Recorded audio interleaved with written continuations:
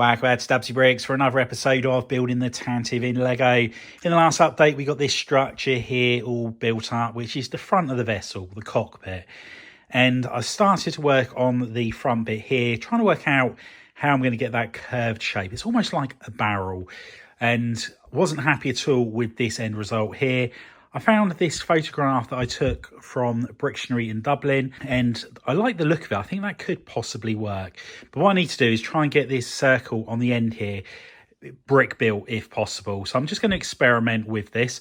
What I'm going to do, I'm going to draw a circle the size it needs to be, use that as a template, and then just try and fill it in with bricks until we come up with a shape that we're happy with. So without further ado, let's get these bricks and plates out and let's get started. And here we have our first attempt at making this circle here that we need to out of bricks. And I've done it in 2 halves. And with the 2 halves, you've got some snot bricks on the side there. That's on both sides. And that's just kept together using these curved slopes here. And these are the same ones as I'm using on the engine section of the build. So that clips together nicely on there. And the same on that side. I've then got the snot bricks in the centre, which I'm just using some plates, and that's keeping that all clipped together as well. So there's plenty of strength in there. Now, the one problem I have got with this design here is there are quite big gaps along this section just here. Another option I've got is if I could find a way of attaching this part here, it does work a little bit better. So that is another option for the build. But yeah, we just need to work out what the best way forward is. I can't see that this bit here is going to be that much of a problem, and I could possibly do a better job if I was using just plates and maybe cheese wedges. That might work a little bit better.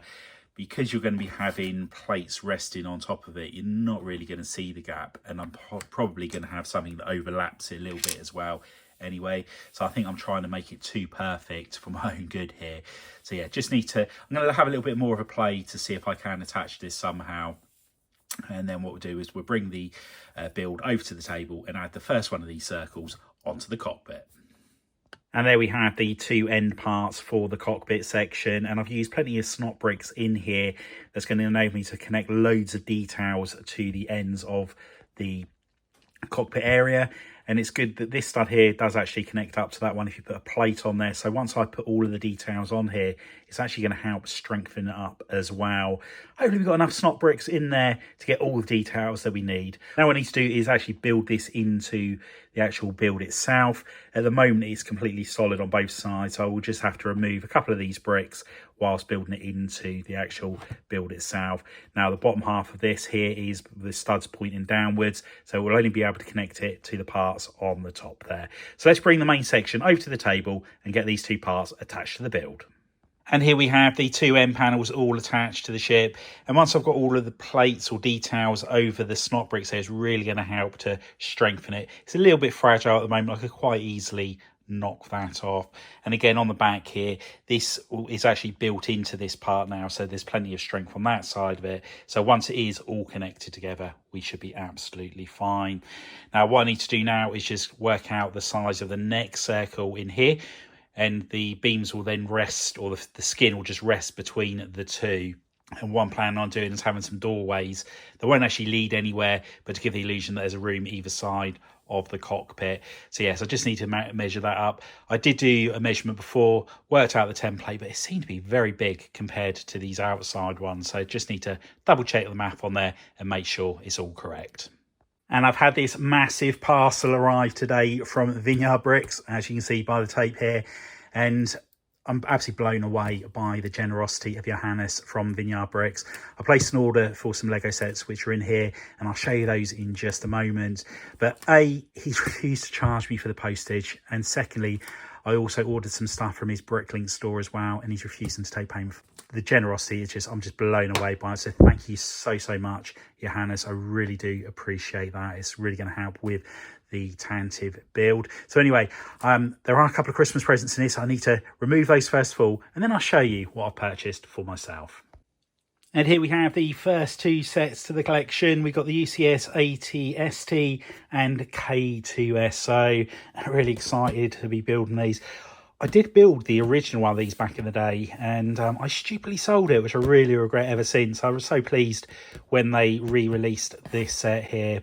And next up we have Soundwave. I've got the other two transformers, and this was one of my favourites as a kid, so I'm so pleased to see this in Lego form and can't wait to build that and add that to the collection of Prime and Bumblebee.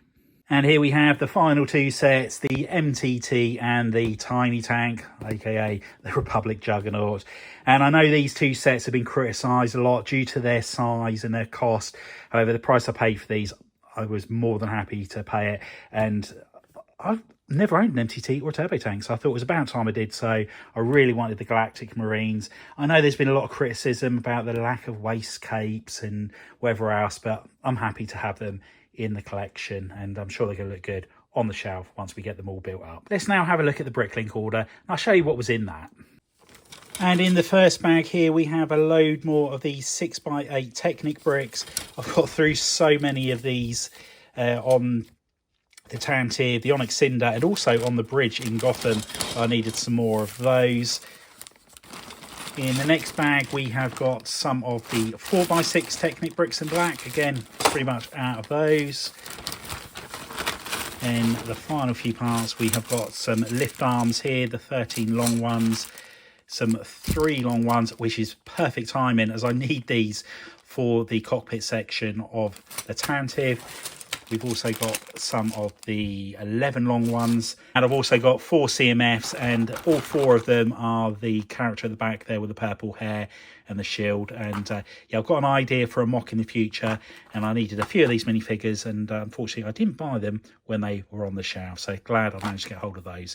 Anyway, once again, a massive thank you to Johannes from Vineyard Bricks for sending these over to me. I really do appreciate your generosity. You are a superstar. And here we have the next circle. The multicolour bit is hopefully going to be all covered over so we don't see all of those different colours on the build. I've measured it so many times because this feels really big compared to the previous one. I've done the whole circle as I'm not sure how much I'm actually going to need, and I can just amend it accordingly once we put it onto the structure. So what I'm going to do now, bring the build over to the table and work out how we're going to attach it to the build. And there's the second ring all in place, and my first thoughts are it looks way too big. However, I got the playset version. I put the cone piece just here and put a plate up from there to there, and it's exactly the same angle. Also, this bit here has been measured to the blueprints, and it does look like it is spot on. So it must be just one of these things at the moment. It just looks big. However, once it's all constructed, once you've got the skin on the whole vessel, it is going to be spot on. Now, my only concern at the moment is how weak this is, how fragile. It comes apart very easily. However, once I've built the wall up in here, that's going to give it a lot of strength. I could put some snot bricks on like I've done here. That'll help keep it all together. Obviously, the more bricks I put in there, the heavier it gets. And when I left this overnight, I actually put a load of weight on the back there, as it is very front heavy at the moment. Now, I was expecting this, so it's not a big surprise in any shape or form. However, there are things I do need to do to help counteract this. There's going to be a lot of weight on the back here once we put the skin on, so I'm hoping that's going to help counteract it. If needs be, I can always extend that front section up there. It does tilt at the moment a little bit, so I might need to put a support beam coming up there to help push it back up. But as I said, there will be plenty of ways to get around the problem. It feels strong in around that section there where the display stand is, so I'm not too concerned on that side of things. Now, back to this circle just here. One thing I was thinking about last night, would I be better off using the hinge pieces? Now, when I drew my circle as a template, which I was using to build this circle here, I couldn't get these to work. They were too small a circle. These are the ones that fix in place, which are the ones I prefer to use as the ones that you can get exact angles on, as it helps to keep the friction there. The friction helps to keep the shape that you need. However, what I'm beginning to wonder is if I do a smaller circle inside, I could then build off of the studs to get it to this size. I could then attach the skin to those studs, and that'll help me get that shape that I need on this cockpit area.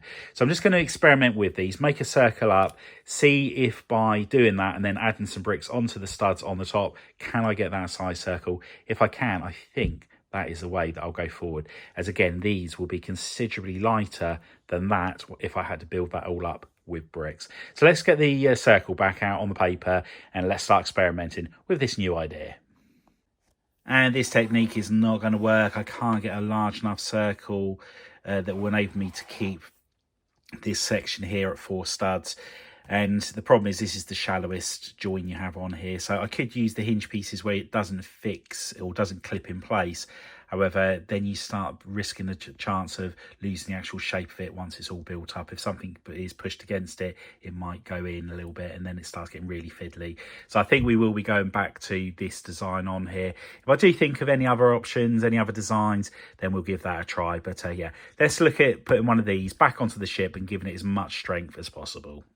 And here is the support strut in the middle here, and I put the slopes on here just to help with the strength of it. The only problem is the bottom part. It's just really awkward to build on. You're working upside down here. I can't really flip it upside down as there's not that much strength on here at the moment, but we're going to have to find some way of doing it because at the moment it's really awkward to work on. We have got to move the display stand. I've just added a few more bricks to the front section here, and this is just leaning forward so much. You can hardly tell on the camera, but it's probably at about a 5 or 6 degree angle at the moment. It's sloping downhill so much. And in fact, if you look at the display stand here, it's actually lifting off of the table. That should be down there. So yeah, we need to make a couple of amendments to this. Hopefully it's not going to be too much. I mean, I can strip this off easily enough. It peels off and I can just place it back on. And again, with this, we just need to disconnect the pins underneath there. And I think from memory, it was only 4 Technic pins which were holding it in place. We just remove these Technic bricks here, move it forward, and then put the Technic bricks either side of the display stand. And then hopefully that will do the trick. So let's do that bit next. Then once we've done that, I can carry on building around the front section just here. That's the display stand pushed forward by around about, I think it's between 8 and 10 studs, but it's looking so awful now. It's just yeah, complete eyesore. And I don't like these beams here, but they really do help with the structure side of it. This one here is helping to pull back down. That one's helping to push the front up. So it really is working. So I do need to keep them there. What I will try and do is possibly change over the colour of them maybe, or put a Technic brick in there in its place, then I can plate off of it just to give it a nicer look. I will be doing a lot of work on the display stand eventually, covering it over, and it would be nice to get some slopes coming up on the front here and on the sides as well, because that also helps with all of the stability on there. So that is something that we need to do. But yeah, this is going to take such a long time to get this exactly how we want it to be. Now, it may pay me to work more on the back of the vessel as opposed to the front, to help counteract the weight, because at the moment this does still want to topple forward, and the more I build on the front, the more that's going to want to happen. But at least we've got a lot more structural integrity into the front here. I put the slopes on the bottom there as well. I was able to just flip it upside down and put those on there, so that did work out well. But removing that display stand and moving forward was a lot more work than I thought. I thought it was just going to be a case of removing 4 pins and we can move it along, but obviously I had to move a load of the Technic bricks as well. But yeah, we got there eventually. Now that I've got these 4 circles all nicely attached to the actual vessel, we're going to start working on ways that we can attach the skin to the ship. And this is the part that I'm going to be looking at using. They're a ball joint piece. I can make a nice ring with them, and I want to try and get it so that this circle here stops them from losing the shape. And then hopefully, fingers crossed, we'll find a way of attaching the skin to the studs on the top. And here we have the first attempt at putting a skin on the cockpit area. And there's some parts this I really like, and there's other parts which I think is just not working. Biggest problem is it is so fragile. It's insanely fragile. And this part here dropped down earlier on, went to get it, and these 2 bits just fell off. So need to look into trying to strengthen it somehow if I do go down this route.